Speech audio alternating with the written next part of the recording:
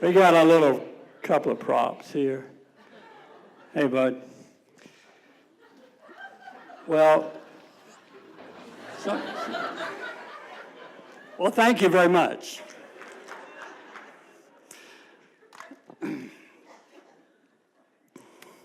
Y'all set? Good to hear. Good to hear. Some folks say I have a little bit of an accent.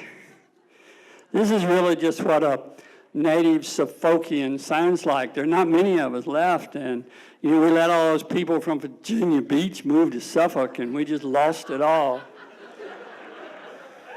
But anyway, they do buy houses and stuff.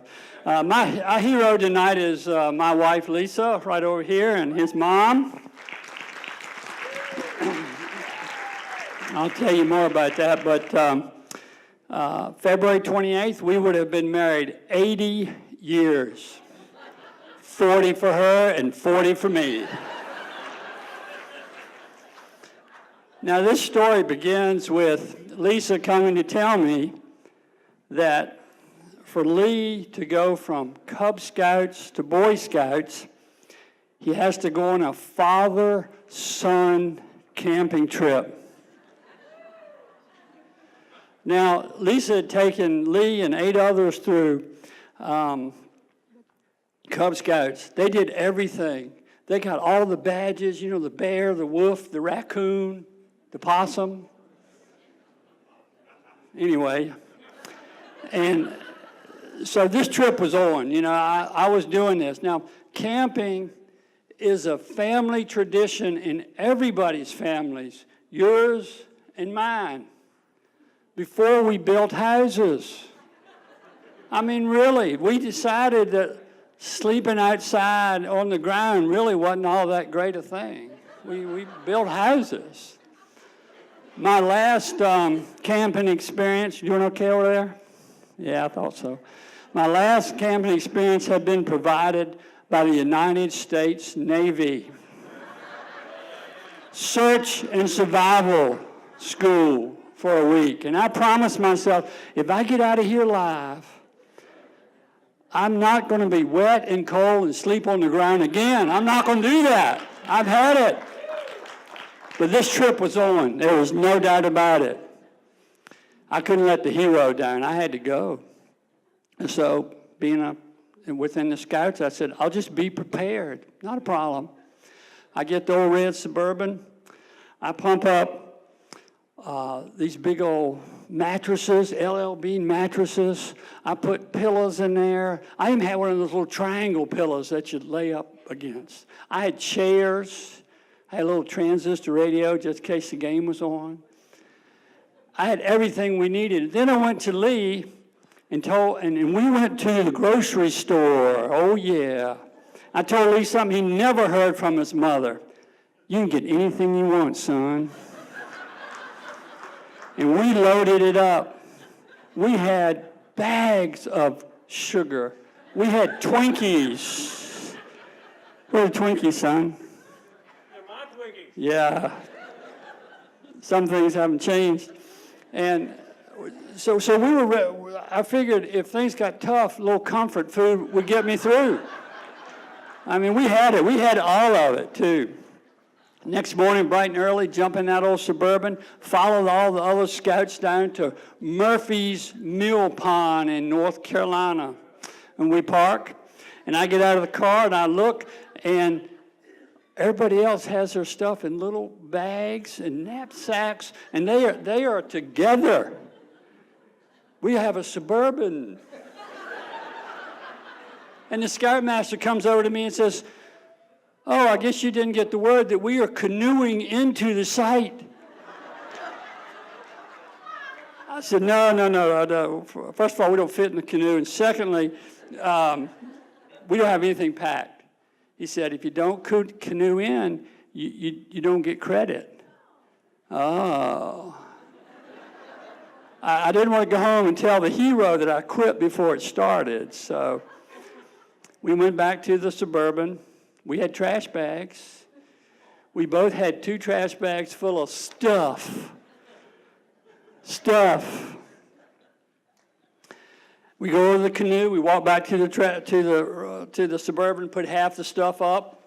We can't take it all. Now think about this thing in a canoe.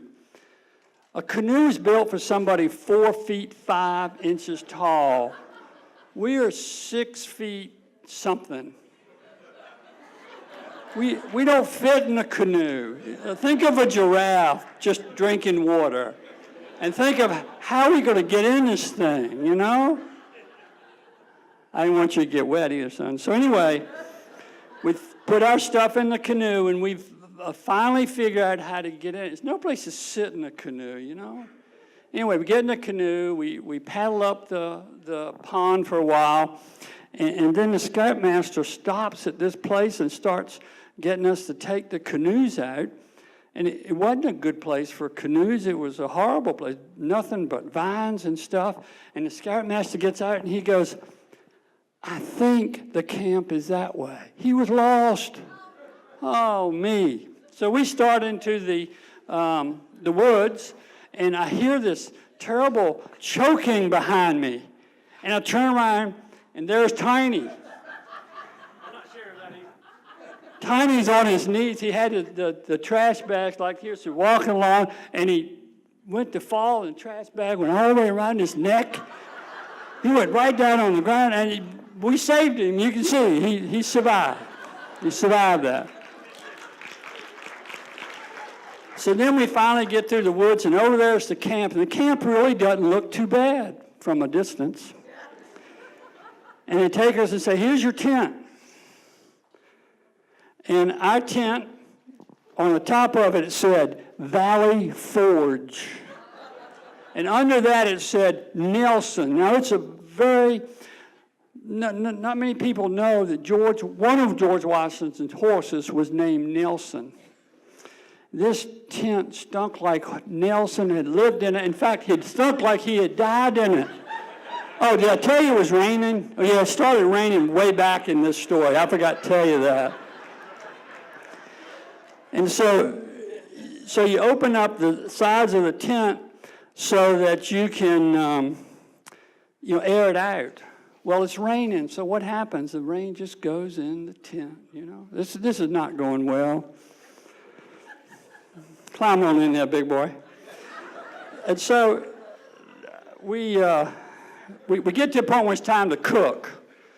And it's wet and it's raining, and everybody else had brought these magic little lighter wood things.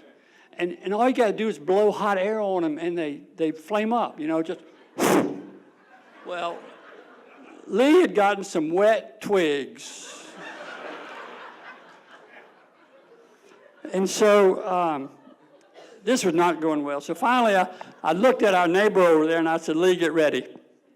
I said, I think I saw a squirrel go into your tent. He's getting your food. And they both ran in there, and we went over there and got a little of that light wood and light that thing up, baby. So then we eat.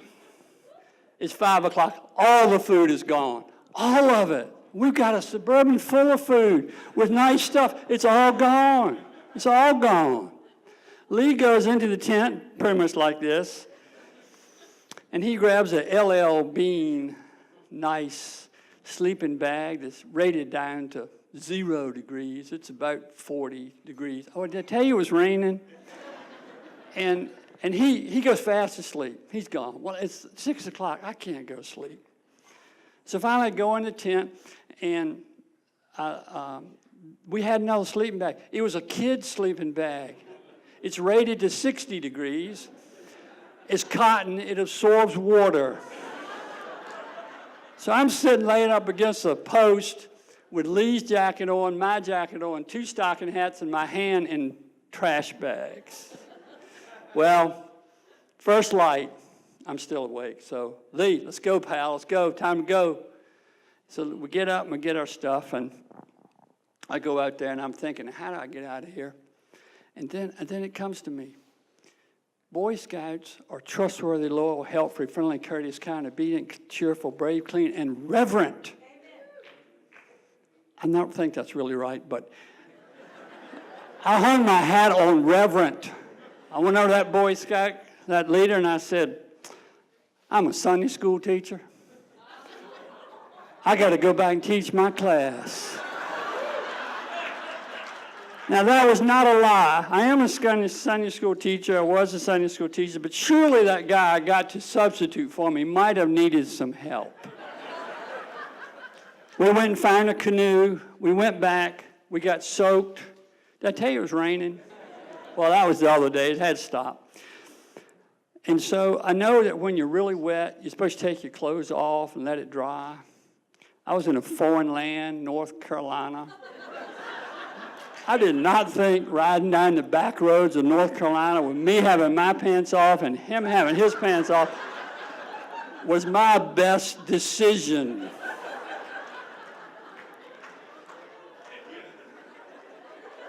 Oh, I forgot about the horse, didn't I? Oh, no, that was the one that smelled so bad.